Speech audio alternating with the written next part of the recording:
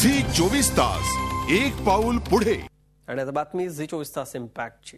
नाशिकच्या सिडको परिसरामधल्या एकमेव असणाऱ्या संभाजी स्टेडियमवर सकाळी 8च्या आधी आणि संध्याकाळी 5 नंतर खेळाडूंनी खेळू नये असा फतवा नाशिक महापालिकेने काढला होता। प्रशासनाच्या निर्णयानंतर उन्हाळ्याच्या सुट्टीत मैदानात नाही तर मुलांनी खेळायचं कुठे असा सवाल झी मीडियाने उपस्थित केला होता। हे वृत्त प्रसारित होताच प्रशासनानं तात्काळ याची दखल घेतली असून 2 महिने संध्याकाळी खेळण्याची परवानगी देण्यात आली आहे। कायमस्वरूपी तोडगा काढण्याचा प्रयत्न केला जाणार आहे। मैदानाची देखभाल केली तर धूळ उडणार नाही, नेट लावून पार्टिशन केलं तर खेळाडूंना खेळता येईल आणि जॉगर्सला देखील जॉगिंगचा आनंद लुटता येईल अशी प्रतिक्रिया व्यक्त होत असल्याने त्या दृष्टीने प्रयत्न करण्याचं आश्वासन महापौरांनी दिलंय।